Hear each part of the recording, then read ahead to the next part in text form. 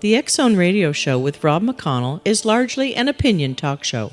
All opinions, comments, or statements of fact expressed by Rob McConnell's guests are strictly their own and are not to be construed as those of the X-Zone Radio Show or endorsed in any manner by Rob McConnell, Relmar McConnell Media Company, the X-Zone Broadcast Network, its affiliated networks, stations, employees, or advertisers.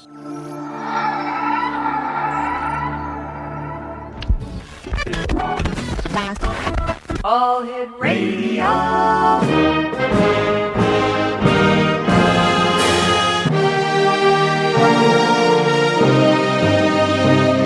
Welcome to the X-Zone, a place where fact is fiction and fiction is reality. Now, here's your host, Rob McConnell. Welcome back, everyone. This is the X-Zone on the Talkstar Radio Network, X-Zone Broadcast Network, UK High Definition Radio, Euro High Definition Radio, Star Cable, and X-Zone TV. 1-800-610-7035, toll-free worldwide. Email xzone at xzoneradiotv.com. On MSN Messenger, xzoneradiotv at hotmail.com. And our website, www.xzoneradiotv.com. There was a press conference held earlier today, and 4 members of the U.S. Air Force claim aliens interfered with nuclear weapons, including during one of the most famous UFO incidents in Britain. UFO researcher Robert Hastings held a press conference in Washington today to address the vital issue of UFO incursions at U.S. nuclear sites over the past 6 decades. Mr. Hastings said more than 100 former or retired U.S. Air Force personnel, once entrusted to operate or guard weapons of mass destruction, have come forward and revealed ongoing UFO surveillance of and occasional interference with our nuclear weapons. Now, this is a quote from Mr. Hastings. The information alters the historical perspective on the nuclear arms race and much, much more. The fact that the Pentagon and CIA have successfully kept the truth from the public for so long is in itself mind-boggling. Next on Nation, the Rendlesham Forest incident, often described as Britain's Roswell, was used as one of the examples of evidence of aliens that had targeted nuclear weapons. Now, for those of you who may not remember, the incident happened in the early hours of December the 27th, 1980, and was never fully explained. Several U.S. Air Force personnel reported seeing a strange metallic object hovering in the forests near RAF Woodbridge in Suffolk. The object apparently had left three depressions or landing marks in the ground. But papers released by the National Archives show the Ministry of Defense's final position was that there was no evidence of anything having intruded into British airspace. Joining me now on the telephone from the Washington Press Club, where this first press conference was held earlier today, is Steve Bassett. Now, Steve is the leading advocate for ending the 63-year government-imposed truth embargo regarding extraterrestrial presence engaging the human race. Steve is a political activist, commentator, and columnist. He is also the executive director of the Paradigm Research Group and Political Action Committee X-PPAC, and the executive producer of the X Conference. His work has been extensively covered by the international media, and the website for the Paradigm Research Group is www.paradigmresearchgroup.org. Joining me now from Washington, D.C. is Steve Bassett. Steve, how are you, good sir? As always, I am great and happy to be on your show. Steve, you covered the press conference. Now, I've got to take my commercial break in about a minute, Steve. Can you just set up the press conference for us? All right, keep in mind, I didn't cover it. I'm not a journalist. I'm an activist, but I was there. And it was an extremely important event. It had at least 20-some reporters in there, approximately 10 camera crews from various stations. You could not tell which, but I'm sure we're going to see a number of media video interviews. It lasted 2 hours. I left before the one-on-one interviews took place, but I'm sure they're taking place now. And most importantly, it was live streamed by CNN, the entire 2 hours. And so that will be up on CNN's site, I am certain. It will also be captured by others. and will be on YouTube in due course. So the full press conference is available worldwide.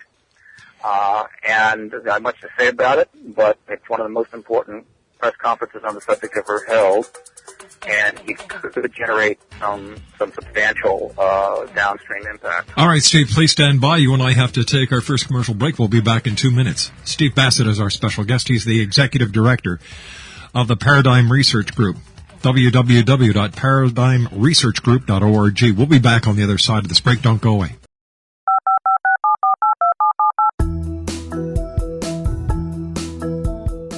Did you know that when you're on the road with limited data or Wi-Fi, you can still listen to the X-Zone Radio Show with Rob McConnell, The Science of Magic with Gwilda Wiyaka, X-1, Dimension X, Space Patrol, and every minute of the X-Zone Broadcast Network by calling 213-401-0080, courtesy of Audio Now.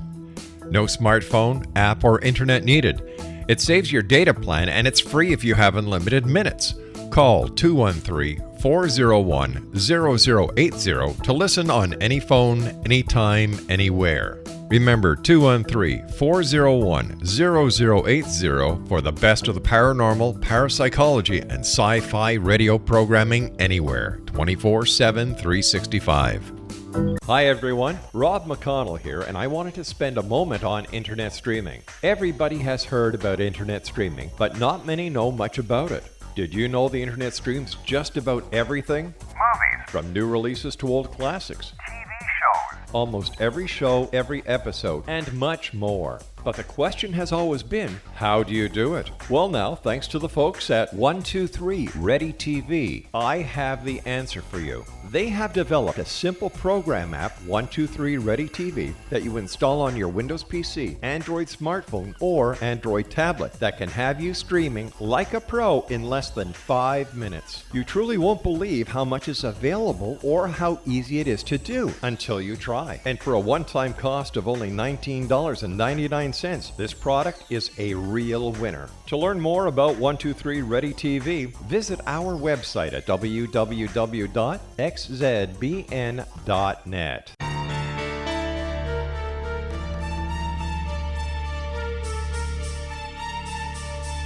Hello, I'm Justina Marsh, and with my dad Pete, we are going to present a new show called Too Good to Be True. Together, we are aiming to discover more truths about this world and beyond. Do you have unanswered questions about the world? Do you ever wonder about aliens, conspiracy theories, or the universe? There are many shows discussing subjects such as pyramids or UFOs, but we want to relay this information based on our own research, including from spiritual means. Hopefully, listeners will be helped with their own beliefs and will appreciate the psychic insights that add to the previous research and information. We both look forward to sharing this insight and beginning this journey with our listeners. Visit xzbn.net for more information about when to listen.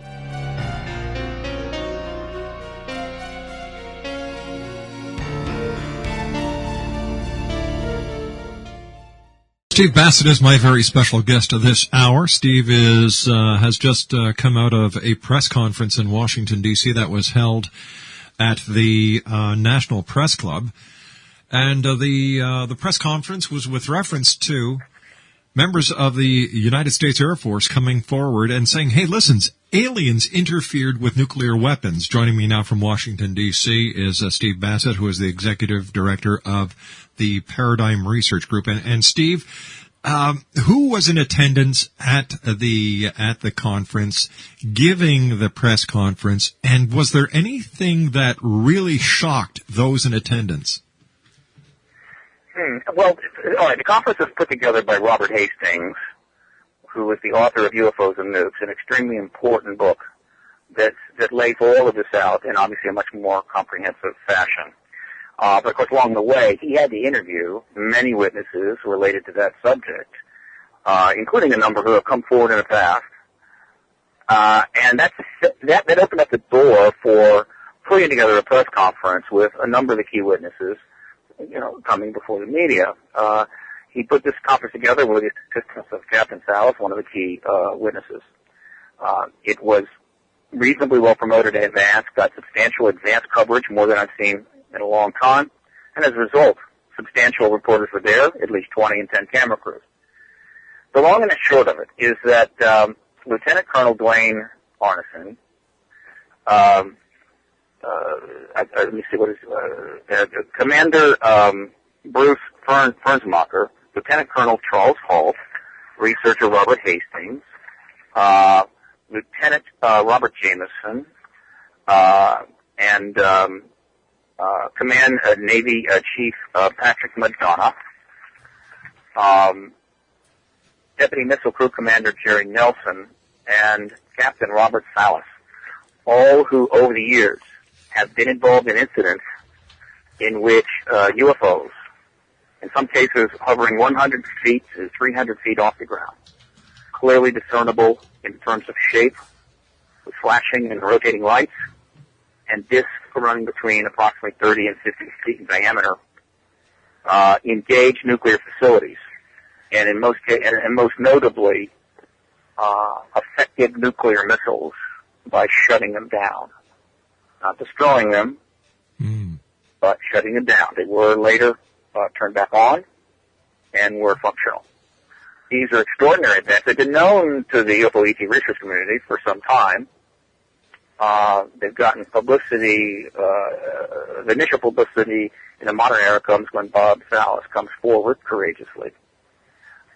But the media has been able to generally sidestep it, which is what they do. I mean, that's how the truth embargo lives on. However, what these gentlemen have done is create a 2-hour press conference that was soberly and low-key delivered, wrapped up by signed affidavits from each of the witnesses. It was run tight. It was only really open to the press, credentialed press, and political staffers, so they've shown up. There were only a couple of publics sitting in the back. And it was just solid from beginning to end. There were some speculations, of course, that emerged regarding the intention of extraterrestrials in these events. Were they threatening, or were they sending a message? It's all provocative, but they made it clear these were speculations. Only the ETs know exactly what their intentions were with respect to these incidents. The questions from the media were strong. They were fine. There was only one silly question asked, and that was from the reporter from, wait for it, the Washington Post. What was his question? And I'm sorry? What was his question? After listening to 2 hours of extraordinarily compelling and important national security testimony, his question was, how come the audio tape of Lieutenant Colonel Charles Halt regarding that he made the night that he was out, the night he was out there trying to address what was happening in Rendlesham Forest, turned up at some cocktail parties. I almost fell off my chair, but let me state, and I say this without knowing what this gentleman's article is going to be, but I'm sure he's going to write something. It'll be in the Washington Post tomorrow, and it may be a great article.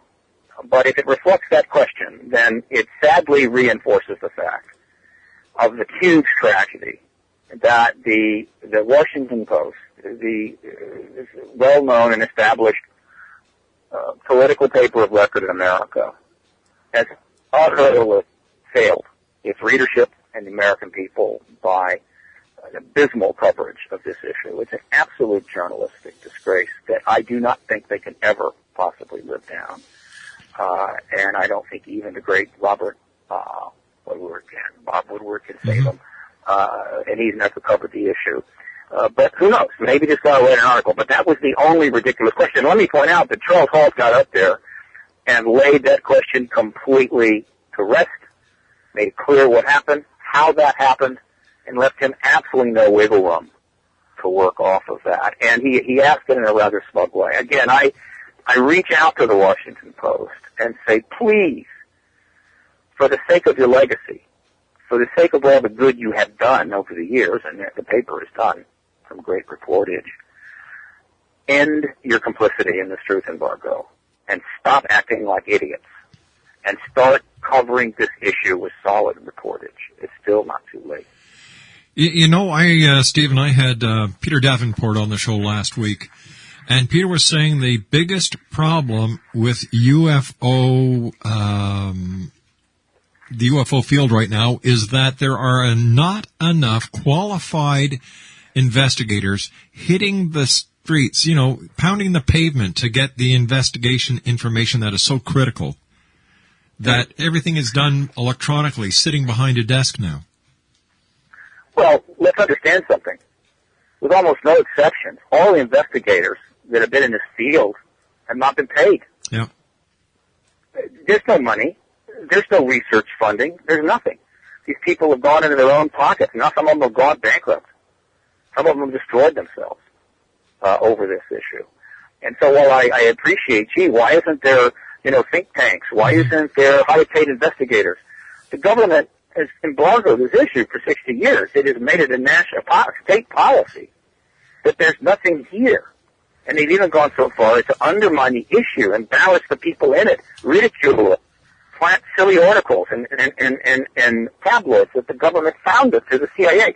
We're talking about a massive effort of misrepresentation of reality. And the citizens that have engaged us have done so out of their own pocket.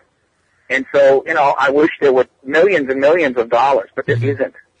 And so we need to stop, pointing at the field and saying, why didn't you do that? And why didn't you do this? And why haven't this?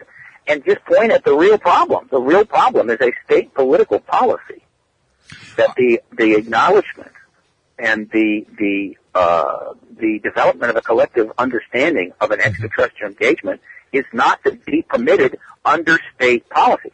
That is the problem. And until we focus there and end that policy of embargo, we will continue to operate in a highly limited situation where the mainstream, highly paid media give a free ride and do nothing. Now, yesterday, a story broke out of the United Kingdom, and the story is from the Telegraph.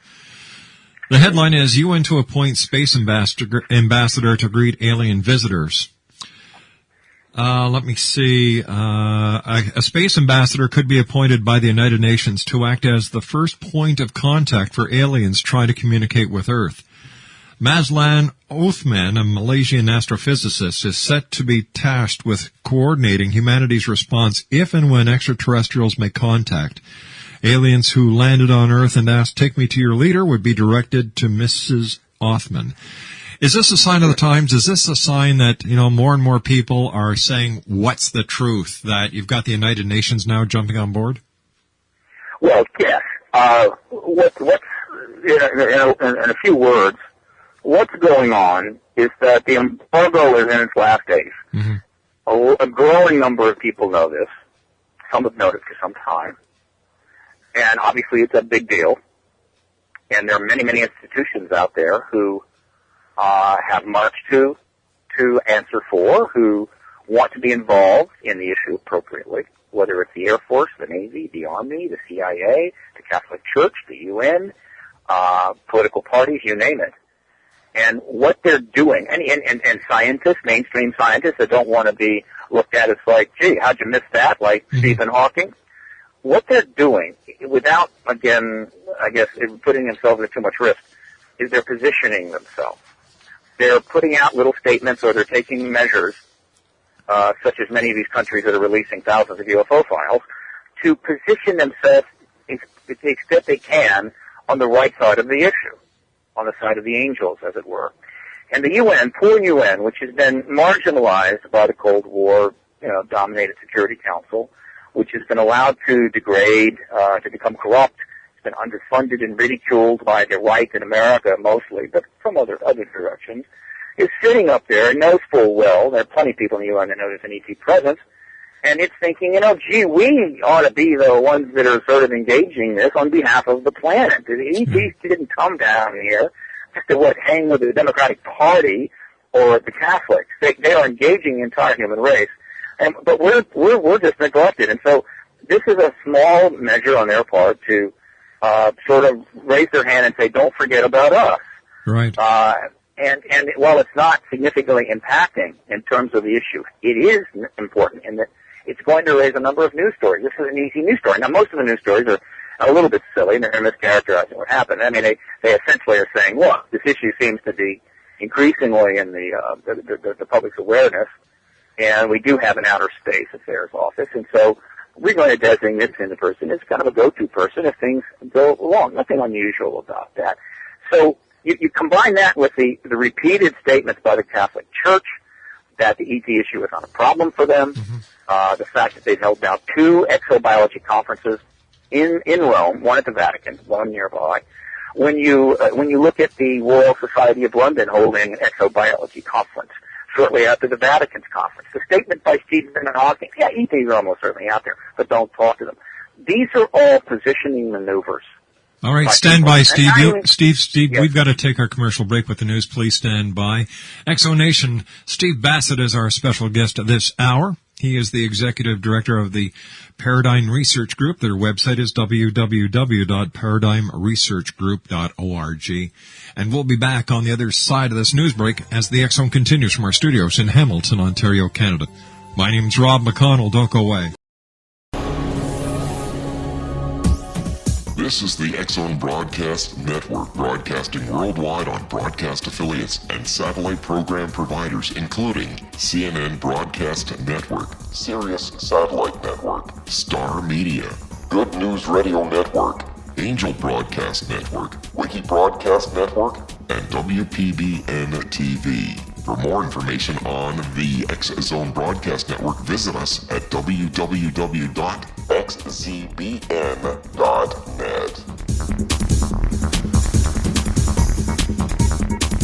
Hi everyone, Rob McConnell here, and I wanted to spend a moment on internet streaming. Everybody has heard about internet streaming, but not many know much about it. Did you know the internet streams just about everything? Movies. From new releases to old classics. TV shows. Almost every show, every episode, and much more. But the question has always been, how do you do it? Well now, thanks to the folks at 123 Ready TV, I have the answer for you. They have developed a simple program app, 123 Ready TV, that you install on your Windows PC, Android smartphone, or Android tablet that can have you streaming like a pro in less than 5 minutes. You truly won't believe how much is available or how easy it is to do until you try. And for a one-time cost of only $19.99, this product is a real winner. To learn more about 123 Ready TV, visit our website at www.xzbn.net. Stephen Bassett's our special guest. He is the executive director of the Paradigm Research Group. Their website is www.paradigmresearchgroup.org. Steve, was there anything that you yourself was unaware of when it comes to the information that has been out over the years in the field of ufology that came out today that has never been revealed before? I'm pretty knowledgeable on the subject, so I was aware of most everything that was mentioned today by the seminary witnesses. Mm-hmm.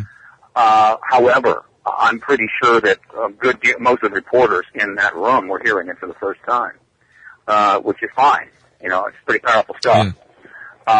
Probably the one thing that caught my attention was that the reporter for the Stars and Stripes, which is a publication which serves the American military, mm-hmm.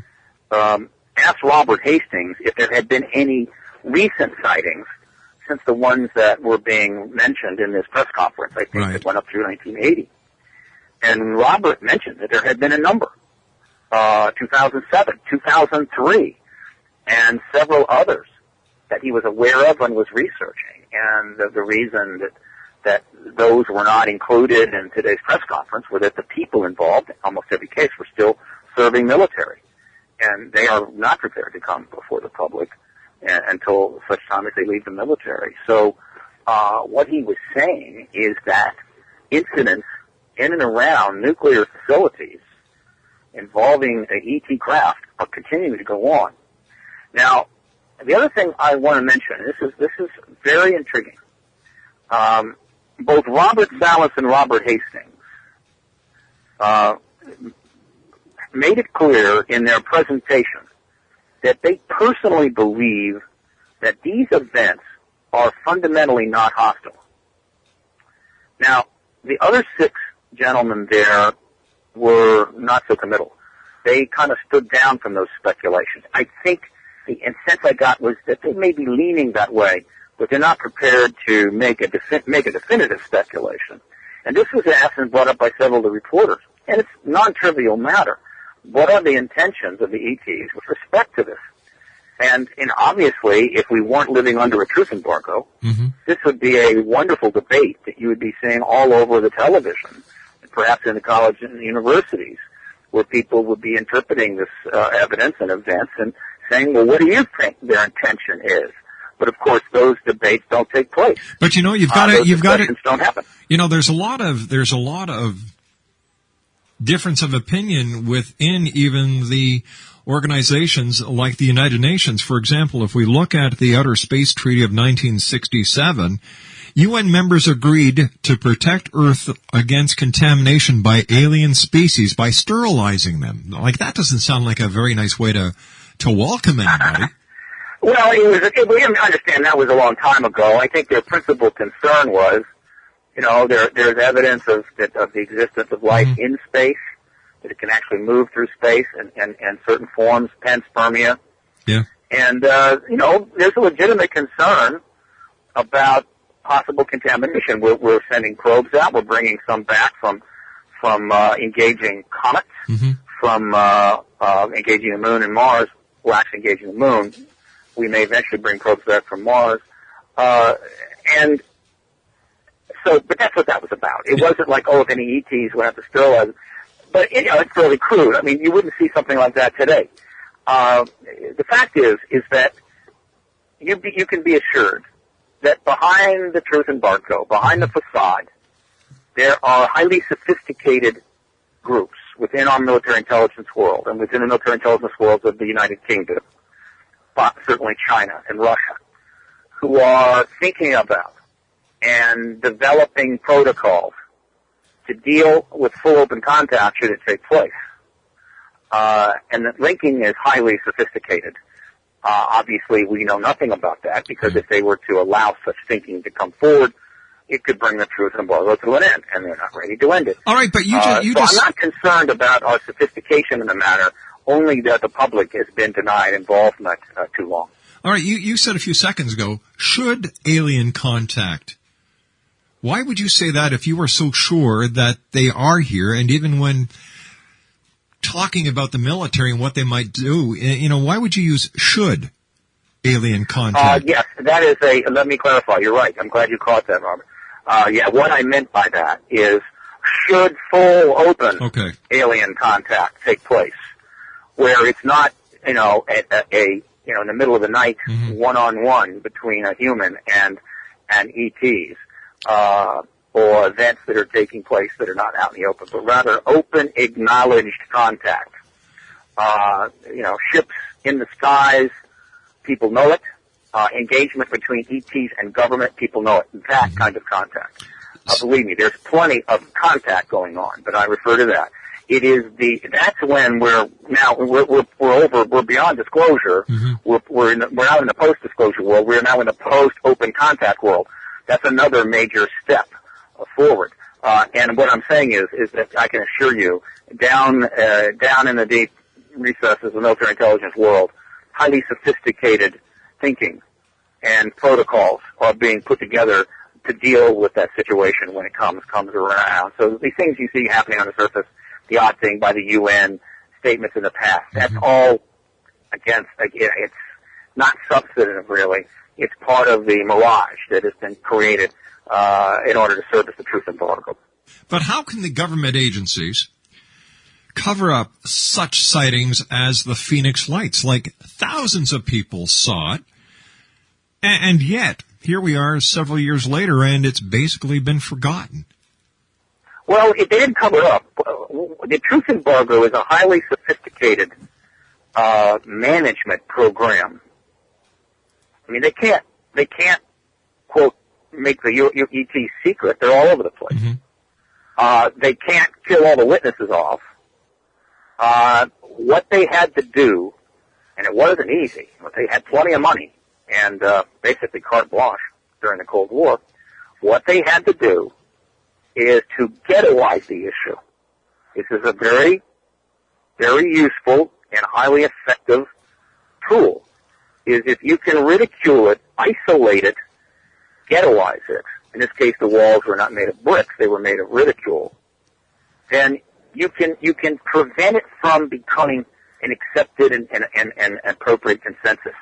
If you can keep the Congress from engaging it, few or no hearings, if you can keep the media from going past a certain point, if you can prevent funding of citizens groups and citizens research, again, by ridiculing the issue so people are just too afraid to touch it, if you can keep the colleges from teaching it, then even though ETs are zipping around all over the place, the citizen effort to resolve the issue will not resolve it. And this is what they did. And, you know, there's nothing unusual about it because the Soviet Union had all kinds of propaganda programs designed to prevent the Soviet people from engaging any number of issues, and succeeded until the whole thing eventually collapsed under the weight of its own mass mendacity. The U.S. government is simply emulating that, but, you know, it's not trying to do it across the board, though I must admit, as I've grown older, as we've approached the modern, you know, the present time, I'm starting to see increasing evidence that the UFO ET issue wasn't the only area where the government decided that simply a straightforward presentation of the facts to the people was in their interest, and that they have been manipulating reality in a number of other areas. They haven't reached the level of the Soviet Union, but it's gone certainly far enough that it is absolutely unacceptable to our constitutional republic in the United States. And let me be clear that our allies, including Canada and Australia and the United Kingdom, and I think France as well, and other nations, have gone along with this. They are complicit in this without question. And they have to answer for this as well. But the truth embargo was primarily practiced in the United States. I think the U.S. government rightly calculated that if they can keep the American people baffled on this, and if they can keep the citizen effort going around in circles, that probably it wouldn't be that difficult for the other nations to stay in line. And so I guess you could say that we carried the water. And Canada and the United Kingdom and Australia and some of these other countries just basically rode along with, on the back of, the truth embargo. They didn't have to work that hard in those countries to keep their citizens basically out of the game. But of course, that's all changing now, Robert. And other countries are stepping out. And this whole thing is coming down around it. Let me make it very clear. The truth embargo's days are nearly over. You know, Steve, the European news is giving the press conference already front page coverage. I'm not surprised. This is a big one. However, Robert, I said in a press release I sent out yesterday afternoon that we are only one media feeding frenzy away from the end of the truth embargo, and this could be it. All right, but here's the other side of the coin. The U.S. media and the Canadian media are giving it very little. In fact, it's not even listed on CNN's site. Well, I think people need to search again. CNN, I have confirmation that CNN live streamed the whole thing. Now, when they live stream a conference like that, it's archived. It's up there. You can find it. Well, now, so that means that the full press conference is going to be available to every reporter in the world. So, I mean, the thing only ended an hour and a half ago, and they probably didn't complete their one-on-one interviews until about 20 minutes ago. But what I'm saying, Steve, is that there is media out there that is showing tidbits. Most of it is the Reuters or AOL feed releases. And yet CNN, that was there and did an actual 2-hour live stream, has nothing on their website about it. I will predict there will be something on that website before the day is over. This kind of story is not like, some starlet, some movie star gets arrested for drunken driving. It's like boom, bang, there it is. Okay. This is extremely complicated stuff, and I think they are correctly digesting it, and I think if they're smart, they are going to digest it a little bit and put something up. I'm not concerned that something will not be up. CNN will put material up. But, others are going to. This is, remember it this way. If about 4 days from now, there has been very little coverage in the American press, I will be stunned. And it will be a huge indictment of the American press once again. But the international press is going to be on it, and that's going to feed back here eventually. I watched CNN this morning. I watched a number of the morning news shows just to see if the conference would get any morning coverage, and it didn't. It didn't get leading coverage of CNN, but it did by Fox. Fox put out several stories and reprinted several stories that were up on the top Fox site. AOL News, particularly Spiegel, ran several articles. There was decent advance coverage. Again, the kind of advance coverage you got was pretty darn good. Remember, the nature of this, it doesn't lend itself to the startling advance coverage. I can assure you, if Britney Spears leaked out that she was going to hold a press conference at the National Press Club and announced that she's really a man, right, and that she'd undergone a sex change, there'd be 4,000 articles. But this is not that kind of thing. I can tell you from my experience that what I'm seeing so far has the potential to grow very, very rapidly. And what is supposed to happen next is that some reporters, based upon either being there or based upon seeing the press conference on the CNN video archive, should approach the press spokesperson for both the Department of Defense, the CIA, for the Defense Intelligence Committee, I forget who is current. They've had several changes there. And they need to be asked direct questions to pose to Gates and Panetta. This is compelling material. These are Air Force officers. These are affidavits. What is the response of the Department of Defense? Oh, by the way, and of course the Air Force.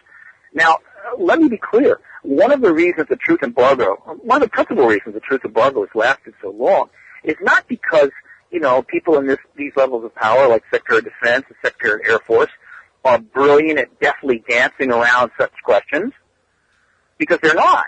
The reason the truth embargo has lasted is they don't get asked those questions. And if they ever do, particularly in this kind of a context where you've got signed affidavits and you've got former Air Force people with good records, I don't know what they're going to do. I think they're in an almost impossible situation.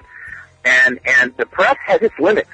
And so when the press sees a legitimate story and legitimate testimony and some idiot at, say, the CIA's press office or the DOD's press office says, oh, it's a bunch of clowns, they can get angry and come back at it with 8 more questions. All right, stand by, Stephen. We're right at the edge of possibly a breakout here in the media. Steve, stand by. You and I have to take our final break. Exo-Nation, Stephen Bassett is our special guest.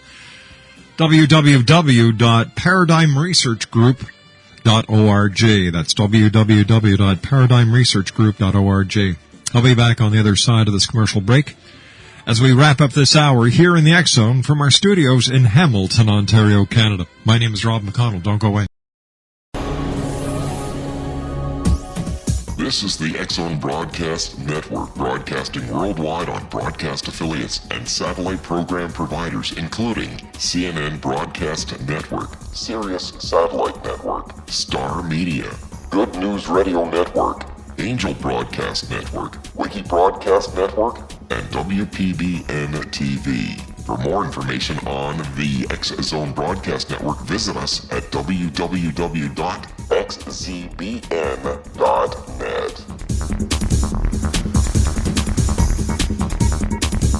Hello, I'm Pete Marsh. With my daughter Justina, we will be presenting the new radio show, Too Good to Be True. If something seems too good to be true, it usually is. But with the help of Justina's amazing gifts, we're going to gain insight into questions that don't yet have complete answers. Have you wondered who built Stonehenge and for what reason? Why are crop circles found in the same region as Stonehenge and elsewhere? Are crop circles a hoax, or are they created with technologies that we have little knowledge of? Who built the pyramids in Egypt and also in other countries? How and why were they built?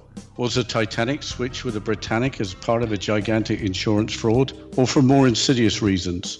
What caused the Tunguska event when trees were flattened over an 800 square mile area in Siberia? Will the new insights be too good to be true? Well, that will depend on what you are prepared to believe. Please join us as we start on this journey together. For more information on Too Good to Be True, visit www.xzbn.net.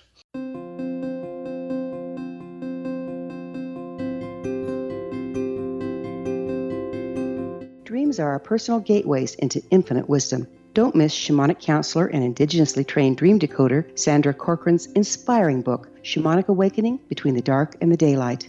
This remarkable work chronicles Sandra's 35 years of experience with diverse wisdom keepers and her initiations throughout the Americas and across the British Isles, Turkey, Greece, and Egypt. Sandy's knowledge of symbology, psychology, and myth influenced her dream blog and workshops.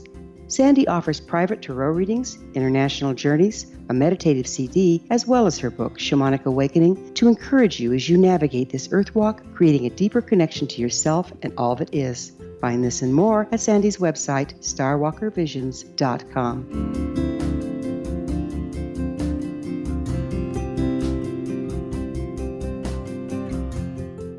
Explanation, Steve Bassett is our special guest. It's always great having Steve on the show. Steve, and I don't know if people tell you this enough, but thank you for doing the great work that you do. It's sincerely appreciated by millions of people. Oh, thank you, Rob. And before we wrap up, I want to make sure that I, once again, sing the highest praise for Robert Hastings and Captain Robert Salas for putting together one of the most important press conferences on this subject ever held anywhere. It is the third major witness press conference. The first was held in May of 2001 by the Disclosure Project. The second was held in November of 2007 by Leslie Kean and James Fox. This is the third one, and this is a big one.